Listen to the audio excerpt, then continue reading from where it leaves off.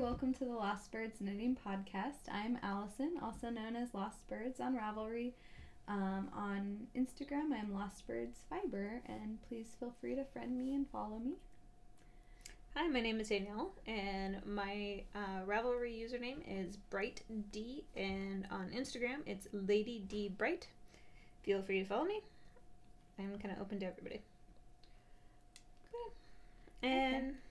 But today is the 25th of January. Yes, Sunday the 25th. I'm like, we just talked about this. Episode 24. Episode 24, yeah.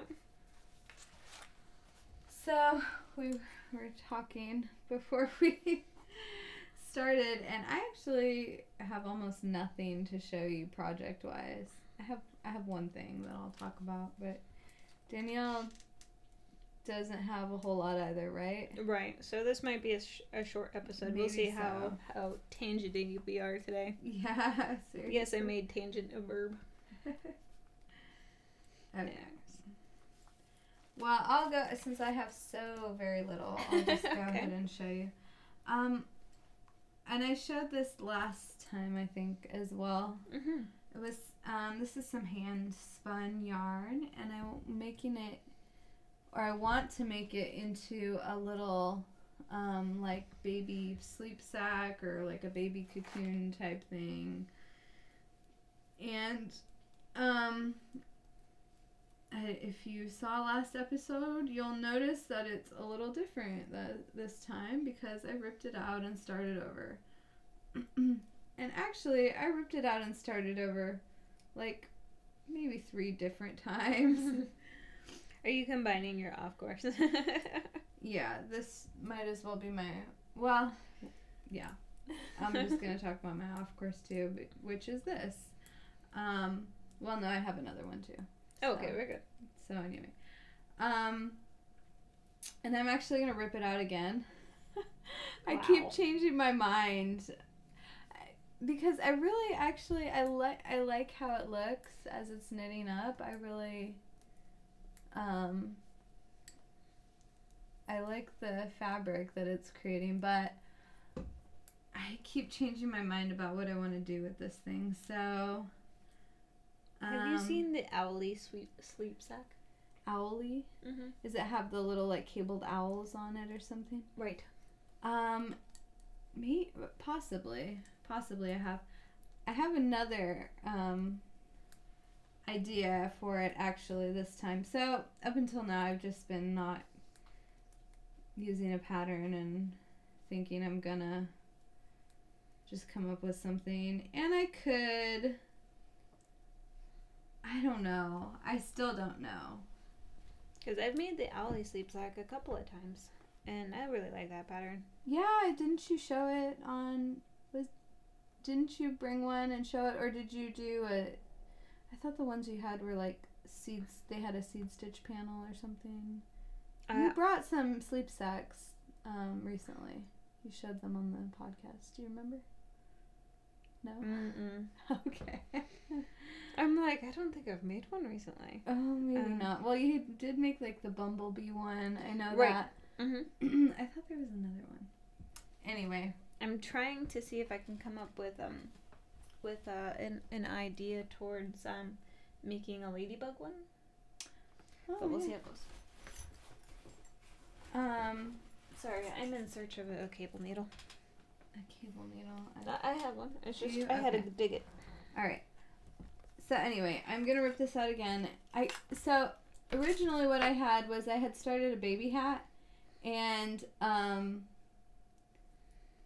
had so much of this yarn, and I really just want to use the yarn. So, and I have a lot of baby hats as of right now. So I wanted to make something different, and so I decided I would just keep increasing and kind of turn the hat into a sleep sack. And then I ripped it out because it was coming out like a weird shape since I started with like a hat at the bottom. So I changed the like rate that I increased as I went up, and that was better. But then I was like, well, maybe I should make one that has an opening at the bottom so it's easy to, like, in the event of a mess, maybe I should make one that's easier to take off. So like a tube versus... Yeah, like more like a tube. So that's actually what led me to this. Mm-hmm. Which, okay, so it's ribbed here at the bottom, but it has these, I've done some little yarn over holes, and I was going to thread a ribbon or something through here so you could cinch it up, and like this would be the bottom, so you could open it up and take it off that way if you wanted. And now I'm first of all wondering if I have enough to do that with, and second of all, or if I have enough to finish this, because it's actually getting pretty wide. I don't know, you guys, I don't know. But then I saw this pattern and I thought, oh, that is so cute. And now I'm like, well, gosh, maybe I'm gonna make a little baby mermaid tail. I'm not sure. This is a paid for pattern by Angie Hartley on Ravelry. It's $4. It looks like she's also on Etsy. Or you can also buy this pattern on Etsy. forasong.etsy.com. For, as in the number 4, a song. Anyway, I might get this pattern and do a little mermaid tail. I don't know. I don't know yet. I think I will. I think I'm going to. Yeah. I think it's too cute. Well, it'll be like, I like the colors for the mermaid tail. Like, yeah, I think it is. I think it's good colors. I don't know if it's coming across, but it's like turquoise and mint green and purples and sky blue kind of colors. So yeah, they're good mermaid tail colors, and I don't know, I just think it's really cute. But then the other thing is, I don't know if I need to. This really isn't too, like, itchy. I don't think. It's merino, so I think it should be soft enough. But I was thinking about lining it with, like, a really fuzzy, this is a mint green, just fuzzy acrylic yarn. I was thinking about lining it, but I don't know if I'll go to all that trouble. Anyway, that's all I have. That's what I've been doing a lot of other stuff, so there's... Very cool. Yeah. So what I'm currently working on, and what I've been working on today while doing homework, is my spooled it cardigan by Hannah Fedek. And you guys have seen this on the needle several times, but at the same time, I am getting closer to being done. Hey, hey, hey. Anyways, so I am on the 3rd raglan decrease, and we'll just keep on going. However, this is what I have left of my yarn. You don't think that's enough? I sure hope it's enough. We're gonna play some yarn chicken, apparently. Yeah. So how many decreases are there? See, I have 2 more left of the one type of decrease, and then I have to do another 8.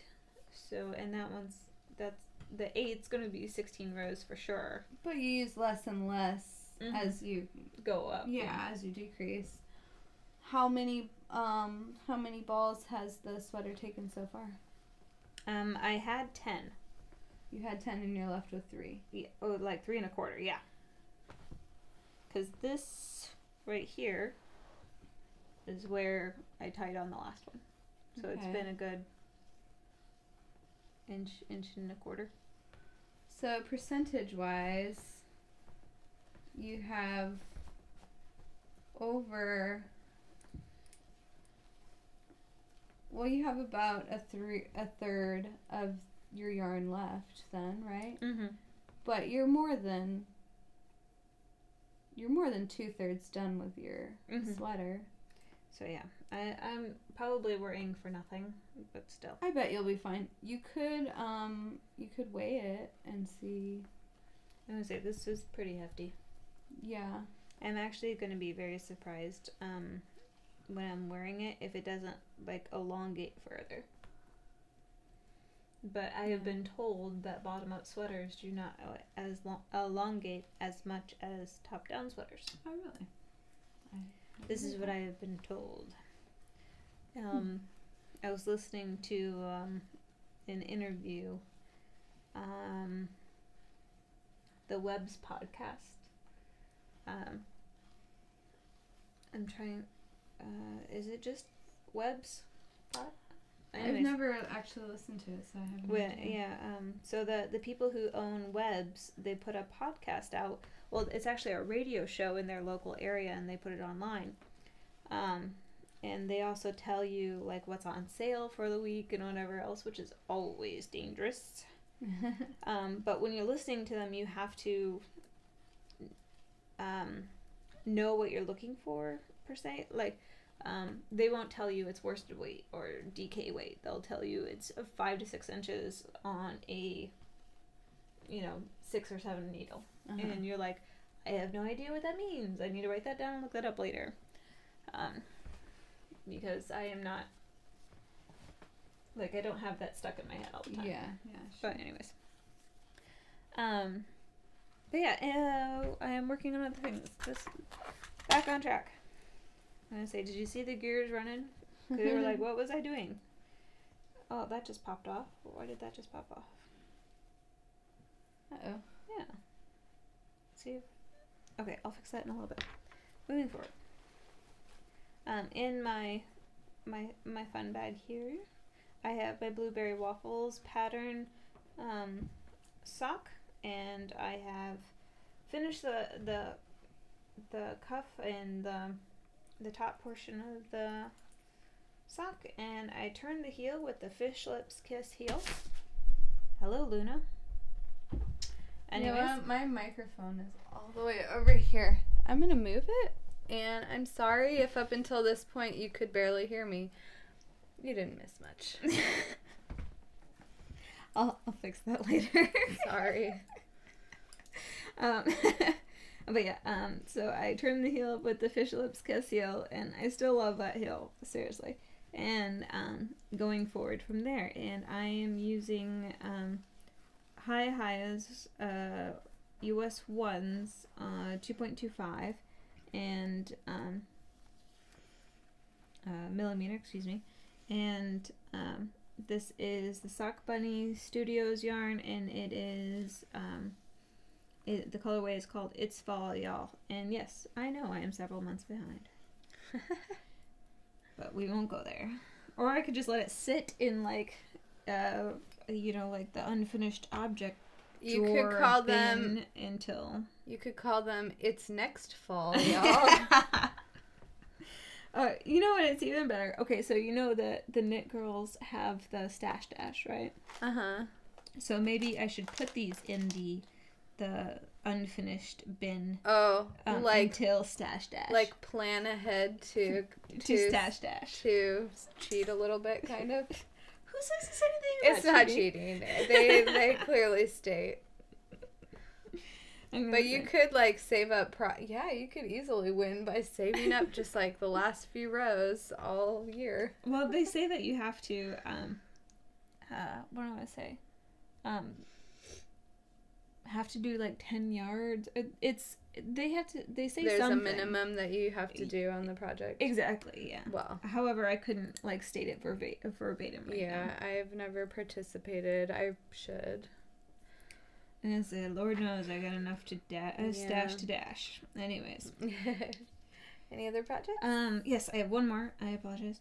I'm working on my husband's socks. I got just one little stripe a little bit further. But we have found out that this fits him. So how many stitches did you end up with? Because it went from what, 80 to 82 to... 82 again, Okay. but with the 2x2 rib. Okay. And that works. So Okay. I'm okay with that. So he has a very large foot. Yeah. Better to run with, right? I'm sorry, I think I'm gonna buy this pattern right now. I'm clicking this right Excuse now. me for a moment. So anyways, there is that. Surprisingly enough, I didn't have any off course this week because I didn't do a whole lot. So you had your off course with the So, yes, I had off course as far as just like restarting and ripping the same project out over and over and not working on anything else. Knitting wise, I should say. And then my other off course was that I somehow dented my brand new Hayas. You see that? Oh wow! I know. How did you do that? I don't know. Probably they were in my purse and my son sat on them or something. I don't know if it's going to come across very clearly for you guys, but it's too small to focus on. But there's a little... Can we put our hand behind it? Yeah, there you go. Maybe. It's focusing on my hand just fine. Well, anyway, you can sort of tell. There's a little dent right at the base of, like, the tip. It doesn't really affect them, and I don't even notice it, but still, it's like... I would say you can always keep it on the left side and have it not be your gauge needle. Yeah, I really don't think it even affects it that much. It's just this little divot. It doesn't, like, catch on anything. It doesn't make, I don't notice it while I'm knitting or anything, so it could have been worse, but still made me sad. That's alright. I can always order a replacement set of tips. It's not a huge deal, but that was my other off course. Did you have any off course? No, I was kind of boring. Because like I was once I got that fitted to my husband, I'm like, sweet, I'm not gonna look at that for a little while. Yeah. Okay, well that brings us to our bird's eye view. Yeah. So this is other things that we did this week. I was gonna say, should I go first and let you Yes. finish purchasing that? Yeah, I'm buying my pattern. PayPal transactions on air. Yes. Anyways. This week for me has been a little interesting. Monday, we had knit night, and we kind of discovered that day, Monday. That was my receipt. Sorry. That my car had a little bit of illness going on. It was kind of making a small trickle of oil. Oh no. And it was not pleasant. We took it in to have it looked at and kind of given an estimate. It would cost upwards of $500 in order to get it fixed. My car was not like a show car by any stretch of the imagination. I am normally like pretty practical in my vehicles, to the point where I just need a car to get me to point A to point B. I don't really care what it looks like. And to the point, or to the fact that this particular vehicle had like this giant scrape all down the passenger side, due to a construction truck that thought that it was okay to pull into me when I was out here. But you know, upwards of $500 would be literally half the cost of the vehicle. So we, my husband, being the fantastic man that which he is, took his last day off of his 96 hour weekend, and he junked my car and purchased me a new one all in one day. So, I am now driving around a new to me vehicle, and it's a Altezza. Oh, really? Who makes Altezza? Is it Honda? I believe so. Colin would know. Yeah.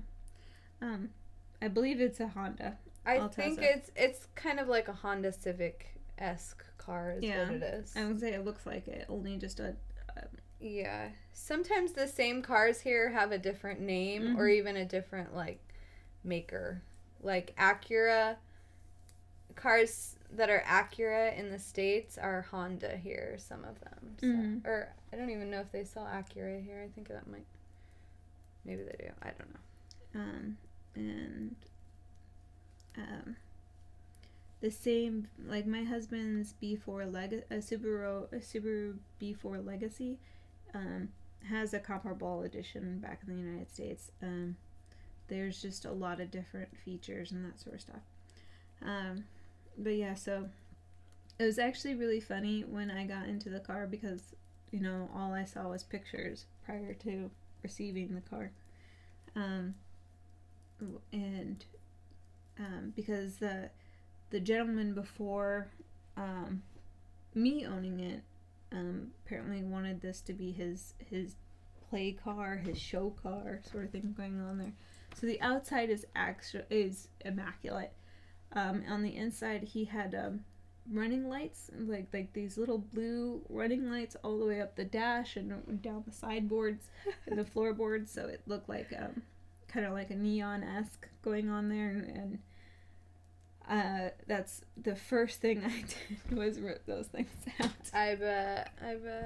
And like I said, I am a pretty practical person. The only the only upgrade that I would really want to a vehicle is maybe putting in a good stereo system, so I could have my iPhone play my own music or something like that. Yeah. By the way, out here, with the only American radio station Sundays are country days, and I am not a country music fan. So having you just alienated a lot of people already. I know. I'm from Iowa. I should like country music, right? No, it doesn't work that way. Yeah. So having my own music being able to play is like important to me. Yeah. But yeah. So this, and I have to. There is the jack in the trunk. The jack bar, like the leverage bar, is just kind of rolling around. Like, just kind of hanging out and rolling around. So anytime that you accelerate or stop, it just rolls. So it's really annoying. So I have to figure out how to tape that down or secure that somehow. But other than that, it's a very, very nice vehicle. My husband did very, very well. And so, yes, thank you, husband. And I just want to stress the importance for having an emergency fund account. Because, like, because this wasn't an expense that we were planning by any stretch of the imagination. So, yeah. It's definitely important to have an emergency account. Then for me, it's just kind of getting used to this vehicle the rest of the week. It's been interesting this week because my boss has been back from her maternity leave now, and she's noticing that we give all of this training and empowerment to team members, but they don't really do it. They kind of when something goes wrong, they rush to find me.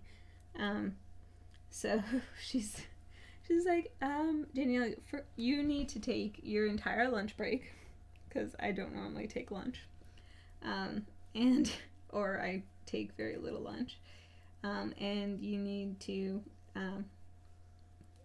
focus on a few things, and make the team members do, what it is that you normally run around and do. Yeah. And I'm like, okay. Yeah, well, I guess part of that would be, like, making them feel like they have that power, or, like, I don't know, they're not going to be in trouble for making certain decisions or something, which I'm sure the training covers. Yeah, definitely. But, so, yeah, it's been interesting, to say the least, because we've had a couple of conversations of, so why can't Danielle do this? So it's a little interesting, but no, it's a good learning opportunity for me specifically to, get a little hands off, and step back and, just ask people, you can do this, do this. I think that's probably part of it too. I can imagine you rushing in to save the day. Here I come to save the day. Yes. Straight up underdog style. Anyways, but yeah, and then all this week I have been running, and trying to find a good routine for my running.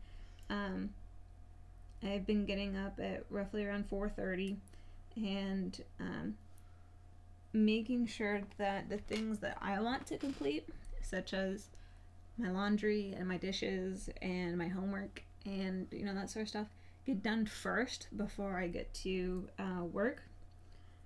Because when I get done with work, I'm tired. I don't want to do anything. I cook dinner and that's about it. Yeah. And so it's been interesting. I've been getting a lot of stuff done, which is fantastic. And it's kind of reprioritizing things, so it's really good. But anyways, on Saturday for me, I went and did a 5K fun run. So I got this shirt from. Oh. And it's got like wings on the back. Oh, I do. I see that. I'm gonna say, I'm not gonna like turn my shirt around, but anyways, I ran the 5K in 33 minutes and 30 seconds. And there was a couple of times during that where I went a little bit harder than I should, and instead of running the entire thing, I had to walk a couple of times. But it was very good. Very good time to have when you've only been, back at running for a short time, and I'm pretty happy with it. Good job. But anyways, how was your week? My week was good. It was actually fairly busy. Monday, I went to knit night for the first time in a few weeks. I've been sick, and then I forgot probably a couple times. I'll be like planning on going all day, and then I look at my clock and it's like an hour into knit night, and by the time I get there, people are going to be leaving already, so anyway, I went to knit night, and it was really nice to see everyone. There were actually quite a few people there this last time, so that was nice. Yeah. And a friend of ours, he recently got married to a girl who's in the Navy. So he's stationed here. She's stationed on a ship, and they haven't seen each other. They get to see each other off and on when they can take leave and visit each other, basically. And so she was able to come out here to Okinawa for, I don't know if it wasn't quite 2 weeks. It was more like 10 days or something, I think. But in the meantime, when he was working, she didn't always have something to do, and she couldn't drive out here or anything. So I spent a day with her. We kind of did, like, she was looking for certain souvenirs and things, so we kind of did the shopping trip. We went to American Village, and we went to like the craft store inside the mall there. She wanted to get some fabric for her mother-in-law, I think, or her stepmother. Anyway, she wanted to get some fabric for somebody, so we found some Japanese prints. And we went to a 100 yen store. I think we've talked about these before, but they're the equivalent of a dollar store in the States, except I think Japanese 100 yen stores are way better. I don't know. They have really cool stuff sometimes, so.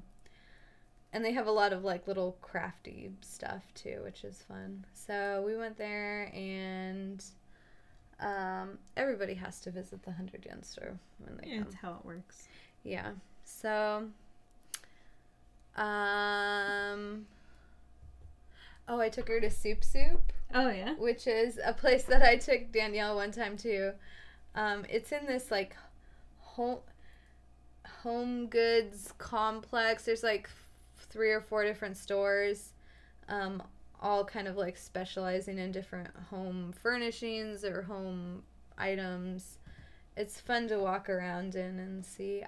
We post in one episode, we had little like bonus videos showing you the store. And Danielle found a bento box? a bento box. Yeah, that was part of your bento box challenge thing. Mm-hmm. And you also found that mannequin. Yes. Yeah, and I found one there too, actually, for I think I paid 2,000 yen, about $20 for mine. You paid like 1,500 for yours, so that was awesome. Anyway, so we went there, and inside that place is Soup Soup, which is a soup restaurant. So you have all these like options of soup, and they're really good. And you can get these little like sets, and it's a cute. They also have like handmade tea there, don't they? They do have some specialty teas at Soup Soup. Yeah, you can get little tea sets, like with a cake and a pot of tea. So it's one of my favorite places. It's good, and it's like a cute little place to hang out. So we went there, and then we just hung out, and actually I taught her to spin. Yeah? Yeah, so her husband, our friend, he actually took my spinning class. Oh, yeah, that's right. Because she crochets, so he took my spinning class to make her some yarn to crochet with. So I mean, come on, that's pretty awesome. That's really freaking cute as well. Yeah. And so when she came, she, I don't know, we had some time to kill while she was waiting for him to get off work. So, we spun a little bit of yarn on a drop spindle, so I showed her how to do it. And drop spindle would be definitely better than a wheel on a ship. Oh, yeah, it's definitely something that's portable. I'm sure he'll, like, give her the spindle that he got to take with her. So I don't know.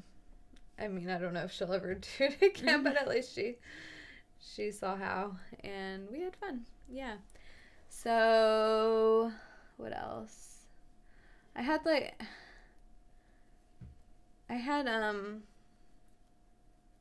a dentist appointment with Emrys on Wednesday, so we did that, and it was super early, and so we just kind of stayed out for a long time. Cat is on the keyboard. Get off the keyboard, Cat. Come on, sweetie. There you go. All right. So Wednesday I was just out all day with Emrys, and Thursday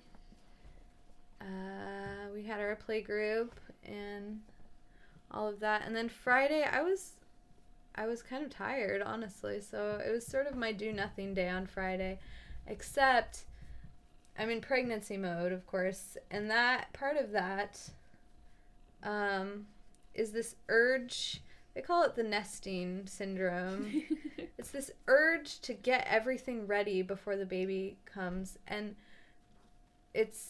so it like motivates me at weird times to like empty out an entire closet and then put everything back, like kind of trying to organize.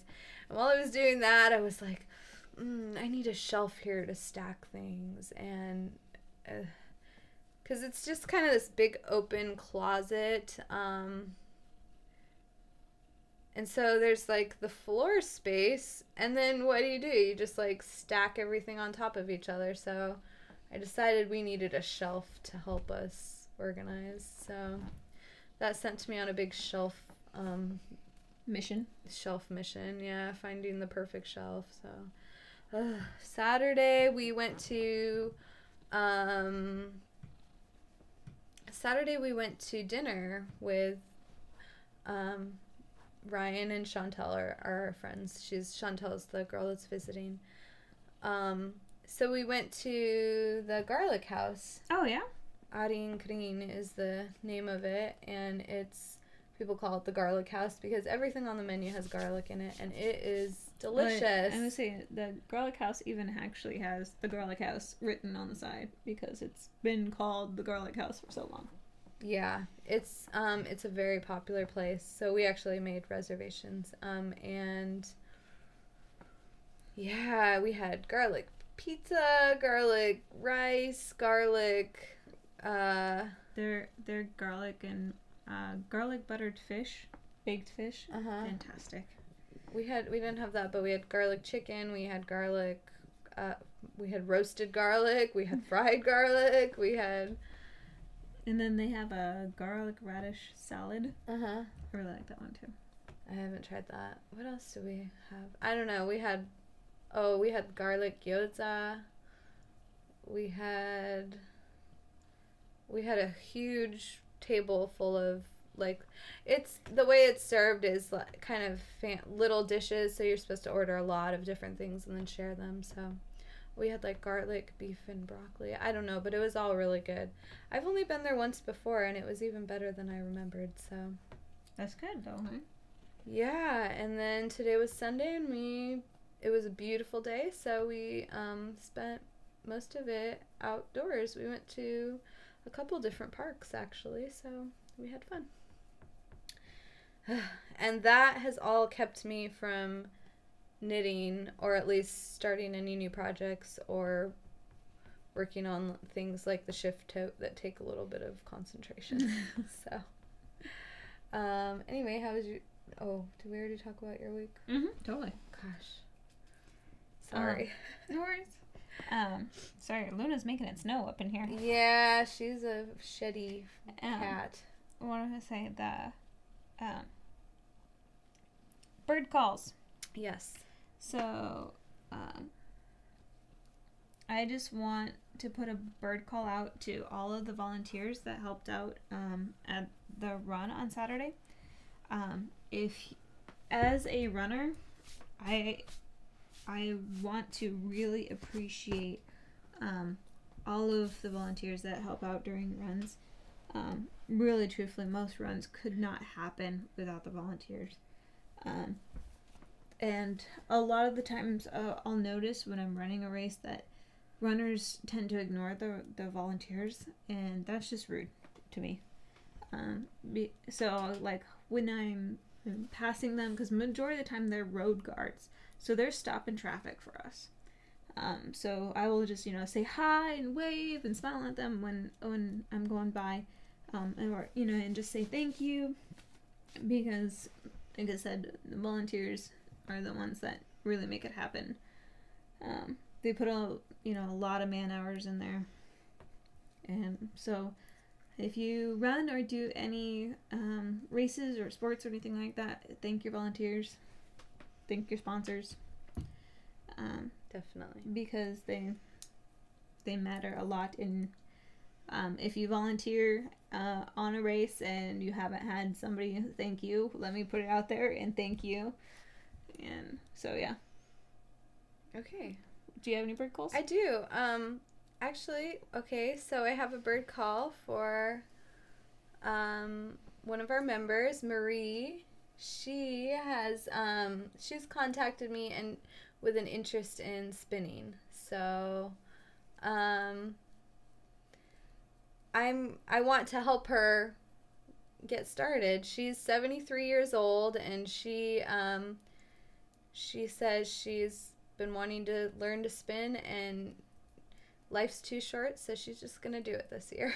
Heck yeah! So Maria's super sweet. She's always anytime we, like during the typhoons, That's right. She's always sent notes and of concern and checking in to make sure we're okay. So thank you, Marie, for always being so kind, and I am so excited to help you out, and I'm gonna put together a little spinning kit for her. So some wool and a spindle, and I think maybe we should even do like a little demo on one of our future episodes. Maybe not. Okay. I'm not sure when. I don't know when yet, but I think we should do a little demo, or maybe it'll be like a bonus video or something. We'll have to talk about it, but so yeah, anyway, I just wanted to give a bird call out to Marie and say I'm so excited. I'm really happy that you're learning to spin. Go you. And also, so my mom has joined our Ravelry group. Hi, Mom. My mom's name is Sally, and on Ravelry she's REDD52, and it's Red 52, and she's more of a seamstress than a knitter, I would say, but she started watching our podcast, and I don't know, I think she likes hearing, because we're so long distance, I think she likes, and we actually talk quite a bit. We talk every week for sure, usually more than once. But I think she feels like she's getting an insider look at my life or something through the podcast. Into the knitting underground. Yeah. We don't usually talk knitting, so she's seen a different side of me or something. So hi, Mom. And, also, she's been sending, so on my website, lostbirdsfiber.com, you can write an email to me via the contact tab. There's like a little form, and you just fill it out with your message, and it comes to my email. It comes to me. So Danielle will not get those messages, but my mother has sent you some messages through that form. Okay. I'll have to read them. Yes. Okay. Yeah, I'll send them to you. So anyway, that's all. Those are my bird calls. All right. Yeah, if you wish to get a hold of specifically me, you can always private message me on Ravelry. Yeah. Or if you follow me on Instagram, you can always comment on one of my photos or something like that. Majority of my photos are about pets. So there we go. They are my fur babies. Okay. Did you get any mail? I did get some mail, but it'll have to wait until next week because I bought a book, and I haven't gotten the physical book yet. I've gotten the digital copy, but not the physical book yet. Okay.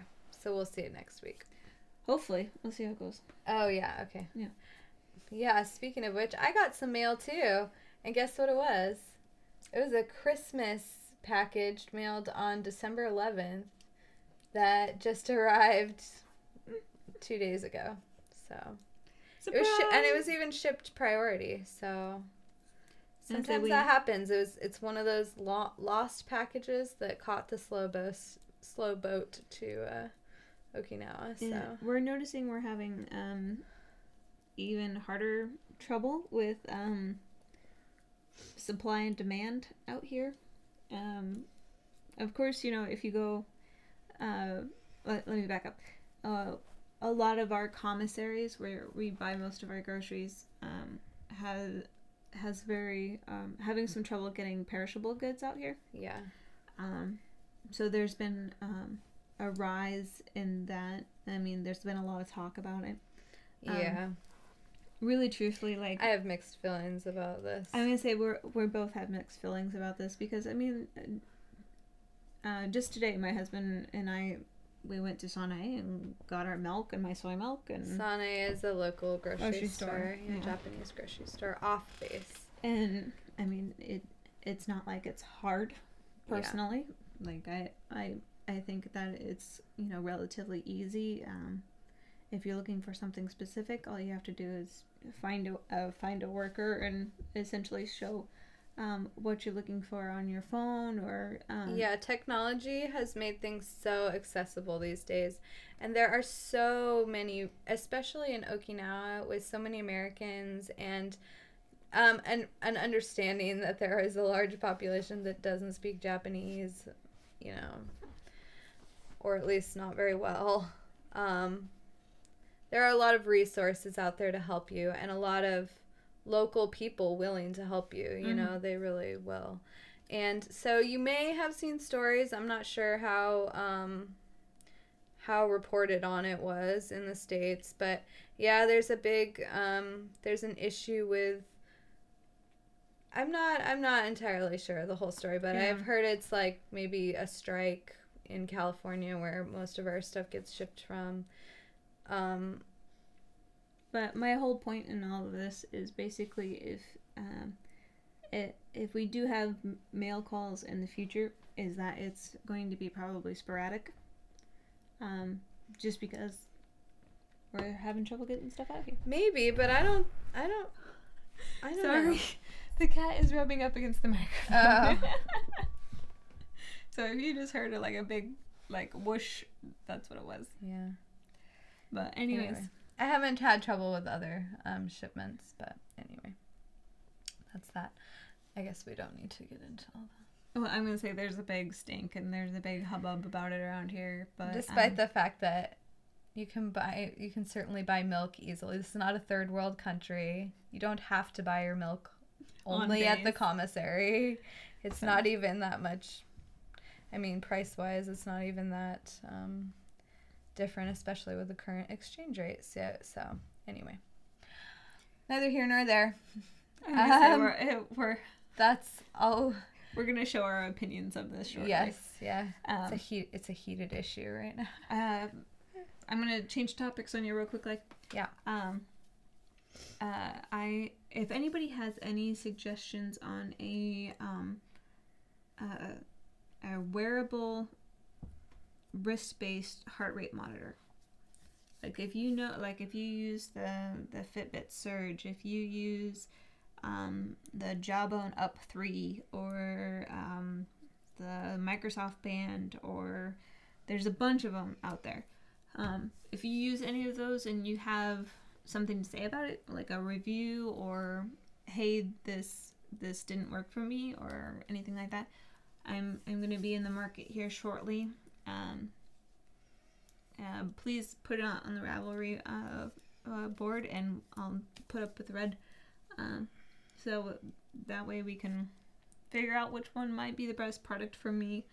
I currently own a Fitbit Flex, and I used to train with a Suunto watch with a heart rate monitor strap. However, when I did triathlon training, I'd end up with this huge gash around my middle section from where the heart rate monitor would rub. And of course, I'm long distance, so anything that I would do for it, whether it's Vaseline or Body Glide or anything like that, would stop it from rubbing, would wear off after a couple of miles. So yeah, if I could get it on my wrist, that'd probably be better for me. If anybody has any suggestions, I am definitely open to them. But I think that is it for this week.